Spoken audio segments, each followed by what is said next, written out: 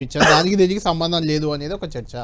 Phone tapping అనేది ఖచ్చితంగా SIT continuation విచారణ జరుగుతుంది, అందులో హరీష్ రావుని పిలిచారు, తప్పేముంది అనేది కాంగ్రెస్ వాదన. కళ్యాణ్ గారు, హైకోర్టు ఆర్డర్ ఇచ్చింది ఫిబ్రవరి 2025లో.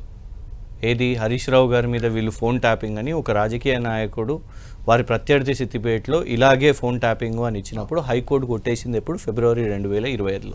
ఆ తర్వాత మళ్ళా ఒక సంవత్సరం తర్వాత వీళ్ళు ఎస్ఎల్పి మళ్ళీ వేసిన తర్వాత సుప్రీంకోర్టు అక్కడ కూడా కొట్టేసింది. సో మేము అనేది ఏంటంటే ఈ ఒక్క సంవత్సరం కూడా మరి మీరు ఏం చేస్తున్నారు? మహేష్ గౌడ్ గారిది ఎప్పుడు జరిగింది? కాంగ్రెస్ పార్టీ అధ్యక్షుడు జూన్ 2025లో చేశారు. అంటే వీళ్ళకి అవకాశం వచ్చినప్పుడు, వీళ్ళకి అవసరం వచ్చినప్పుడు వీళ్ళు దాన్ని ఆ సిట్ నడిపిస్తున్నారు. వీళ్ళు ఎప్పుడెప్పుడు ప్రతిపక్షంలో ఉన్న వాళ్ళు వీళ్ళు దీన్ని పాయింట్స్ రేజ్ చేస్తుంటే, మీ అవినీతి బండారం బయట పెడుతుంటే ఇది ఒకటి ఉన్నది కదా అని తీసుకొని వచ్చుడు. మీరు ఇంకోటి చూడండి, ఈ సెన్సేషన్ కూడా ఎట్లా క్రియేట్ చేసిండ్రు. ఫస్ట్ ఇప్పుడు ఒక ఆరోపణ వీళ్ళు మా మీదే వేసారు. ఆరోపణ చేసినప్పుడు దాని ప్రచారం ఎక్కడ జరగాలి? మీడియాలో జరగాలి. మీ మీడియా వాళ్ళది కూడా చేసిరట, ఏబిఎన్ రాధాకృష్ణ గారిది చేసిరట, వీళ్ళది చేసిరంట అనగానే ఆయన కూడా అవునంట నాది కూడా చేసిరంట అని ఆయనే న్యూస్లు వేసాడు. తర్వాత దీన్ని ఎక్కడ మమ్మల్ని ఇరికియాలి? కోర్టులో ఇరికియాలి కదా. అరే జడ్జిలది కూడా చేసిరట సార్, మీది కూడా చేసిరట, కానీ జడ్జిలు అవునా మాది చేసిరా అని అక్కడ సీరియస్. దీనికి మసాలా యాడ్ అయితే లేదు. ప్రజల్లో మసాలా చూడాలి ప్రజల్లో అన్నప్పుడు సినిమా వాళ్ళు చేసిరంట అండి, సినీ తారలు చేసిరట. ఎవరండి అన్నది? వీళ్ళు లీకులు చేసేది. అల్లుడిని విచారణ చేశారని కవిత గారు అంటున్నారు కదా. నేను అనేది ఏంటంటే కవిత గారిని మెయిన్ విట్నెస్ పెట్టుకోండి. మాడబిడ్డ ఎవరు ఆడబిడ్డ అదంతా కాదండి. ఇక్కడ ఒక కేసు నడుస్తున్నప్పుడు మీకు సిగ్గుందా అంటున్నారు. మేము వాళ్ళు ఏమంటున్నాం అంటే కవిత గారు ఎప్పుడు వచ్చి మాట్లాడిరండి ఈ విషయం? నిన్నగాక మొన్న పార్టీ నుంచి బయటికి వెళ్ళిపోయిన తర్వాత మాట్లాడుతున్నారు. బయటికి వెళ్ళిన తర్వాత వారి రాజకీయ మనుగడ కోసం ఇవాళ బయటకు వచ్చి మాట్లాడుతున్నారని మేము ఎందుకు అనవద్దు? ఆనాడు ఒక్క నిమిషం నన్ను కంప్లీట్ చేయనివ్వండి ప్లీజ్, ఎందుకంటే నేను ఇప్పటివరకు 45 నిమిషాలు ఒట్టి కూర్చొని ఉన్నా. నేను అన్నది ఏంటంటే, మరి మీకు అంత కీలక సమాచారం ఉన్నారంటే మీరు ఆ సమాచారాన్ని దాచిపెట్టారంటే మీ మీద కూడా ఉంటుంది. ఇంకోటి చెప్తాను సార్, ఎవ్వరు చిన్నపిల్లలు కాదు. సుప్రీంకోర్టు ఏమని చెప్పింది? ఈ ఫోన్ ట్యాపింగ్ కేంద్ర ప్రభుత్వంలో ఉన్నప్పుడు నడిచినప్పుడు కూడా చర్చ. అసలు ఫోన్ ట్యాపింగ్ కళ్యాణ్ గారు మీకు సడన్గా నా ఫోన్ ట్యాపింగ్ జరిగింది అని ఎవరికి తెలియదు. ఈ డివైస్ని తీసుకొని ల్యాబొరేటరీకి పంపితే టెస్ట్ చేస్తే ఆ కమిటీకి అప్పుడు తెలుస్తుంది ఫోన్ ట్యాపింగ్ జరిగిందా లేదా.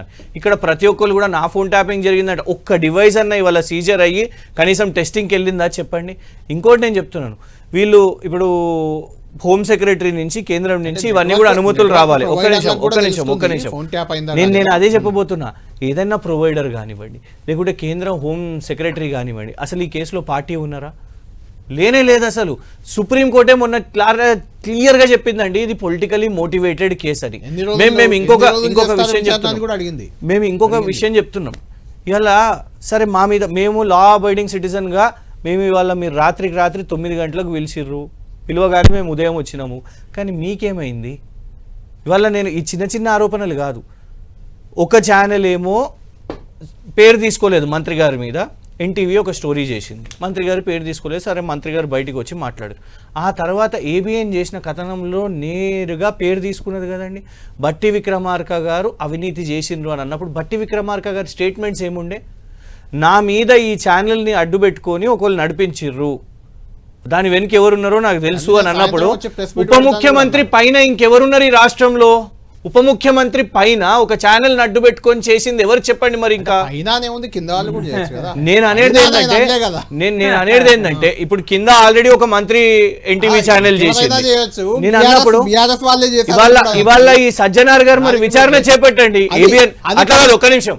ఏబిఎన్ మా ఛానల్ అండి, కింద ఒక్క నిమిషం నన్ను కంప్లీట్ చేయనివ్వండి ఒక్క నిమిషం. ఇవాళ ఏబిఎన్ ఏమన్నా మా ఛానలా?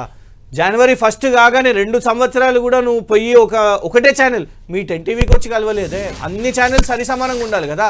కానీ నువ్వు పోయి ఏబిఎన్లోనే అదే పత్రికలో దీపాదాస్ మున్షి గారి మీద ఆర్టికల్ వస్తుంది, వారు అవినీతి చేస్తున్నారు, పరేషాన్ చేస్తున్నారు, పైసలు వసూలు చేస్తున్నారు అని ఆంధ్రజ్యోతిలో ఆర్టికల్ వస్తుంది.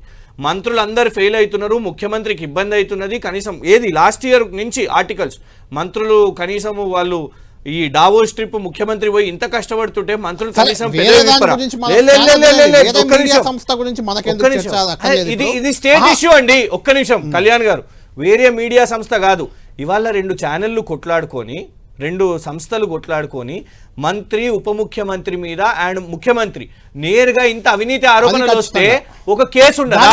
కొండా సురేఖ గారి విషయం, ఒక్క నిమిషం, కొండా సురేఖ గారి విషయంలో టాస్క్ ఫోర్స్ వాళ్ళ ఇంటికి వెళ్తారు, రోడ్డు మీద టాస్క్ ఫోర్స్ వాళ్ళని ఆపేసి మంత్రి గారు ఓఎస్డీని రవాణా చేపిచ్చేస్తారు.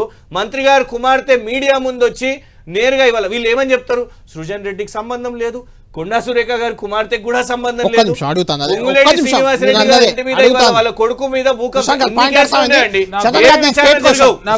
ఒక్కటే. మీరు ఏదో మొన్న ఐఏఎస్ లేకుంటే ఏదో మంత్రికి సంబంధించి ఏదో ఒక వార్తా కథనం వస్తే దాని మీద సిట్టేశారు. ఇక్కడ మంత్రులు ఉప ముఖ్యమంత్రి రేవంత్ రెడ్డి ఇవన్నీ సింగరేణి కుంభకోణం అన్నిటి మీద ఆరోపణలు వస్తుంటే ఒక సిట్టే జర్నలిస్ట్ ని గల్లా పట్టుకొని తీసుకొని పోతారు పోలీసులు. ఒక జర్నలిస్ట్ వాళ్ళ కుటుంబ సభ్యులతో ఉంటే సజ్జనార్ గారు ప్రెస్ మీట్ పెట్టేమని చెప్తారు, పరారు అనేసి చెప్తారు.